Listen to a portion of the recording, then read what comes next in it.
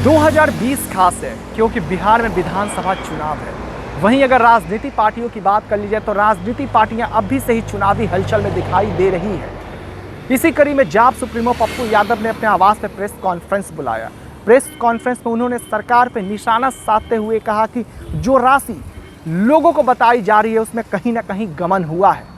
उन्होंने सरकार पर आरोप लगाते हुए कहा और एक उदाहरण के तौर पर उन्होंने क्वारंटाइन सेंटर का हाल बताते हुए कहा कि हमने हर वो क्वारंटाइन सेंटर पर जाकर जायजा लिया, लेकिन वहाँ पे जो स्थिति बनी है वो काफ़ी दयनीय है और सरकार जो राशि पेश करी है वो कहीं ना कहीं उसमें साफ घोटाला हुआ है। नेता और जो अधिकारी है वो मिलकर घोटाला करे क्योंकि विधानसभा चुनाव में तो उनको फंड चाहिए और घोटाला 65 दिनों के अंदर यहीं से हुई है। क्या कुछ कह रहे हैं पप्पू यादव, पहले आप सुनिए। क्वारंटाइन सेंटर में कितने घोटाले हुए हैं वो मैं आपको बताने जा रहा हूँ। लगभग 2 स्टार फैसिलिटी की बात नीतीश बाबू ने किया। 19/4/2020 को सर्कुलर जारी हुआ। 19/4/20 को सर्कुलर जारी हुआ। थाली, कटोरा, गिलास दी जाएगी, चम्मच बच्चों को, एक स्टील। राहत केंद्रों पर आवश्यक सभी पुरुषों को एक लुंगी, एक धोती, एक गमछा, महिलाओं को एक अदद साड़ी, साया एवं ब्लाउज, बच्चों को एक एक अदद शर्ट, पैंट और बच्चियों के लिए फ्रॉक की व्यवस्था। इन सब के लिए सरकार ने 600 रुपया निर्धारित किया। मतलब यदि मैं गुना करता हूं 600 रुपया को तो 88 करोड़ 2 लाख रुपया इसमें आता है।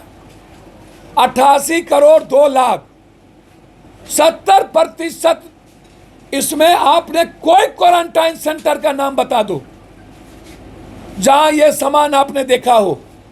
70% सामान क्वारंटाइन सेंटर पर नहीं गए। पदाधिकारी और नेता मिलकर के इसका घोटाला किया। इस 70 दिनों में जो खर्च किए गए जनता के पैसे से, बिहार और देश के सीबीआई इंक्वायरी की मांग हम करते हैं या सुप्रीम कोर्ट के न्याय व्यवस्था से हो। पूर्णिया के क्वारंटाइन सेंटर में जो मिथिलेश उरांव, कार्तिक उरांव के बेटे को मार दिया गया, उसकी मांग न्यायिक जांच की हम करते हैं। तीसरी तरफ जो सबसे बड़ी बात है वो मैं जानना चाहूंगा कि जो लोग आए 30 लाख, उनको रोजगार के लिए क्या व्यवस्था की गई? आपने अभी तक दाल नहीं दिया। 26 अप्रैल को बोला 1 किलो दाल देंगे। सुशील मोदी 29 अप्रैल को बोला 1 किलो दाल देंगे। 1 टन दाल आज तक नहीं दिया गया। क्या हुआ दाल का? तीसरी तरफ आप कह रहे हो कि मैं जो बाहर से 30 लाख लोग आए हैं उसका मैं राशन कार्ड बनाऊंगा और मैं उसमें 1000 रुपया दूंगा।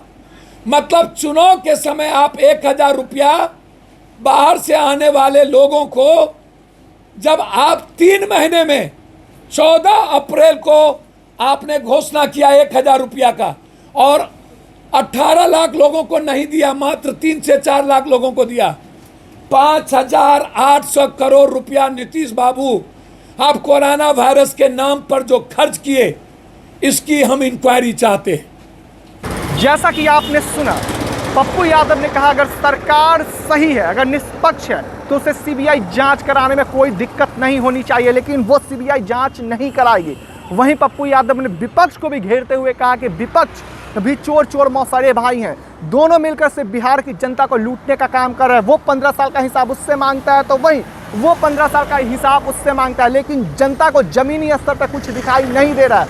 वहीं उन्होंने सरकार को घेरते हुए कहा कि बिहार में जो क्राइम का स्तर है वो भी काफ़ी बढ़ गया। लॉकडाउन के बावजूद, कोरोना महामारी के बीच भी बिहार में जो आंकड़े हैं वो कहीं ना कहीं बढ़ रहे हैं और क्राइम का स्तर काफ़ी बढ़ चुका है। अब लोग खुद को महफूज नहीं समझ रहे हैं।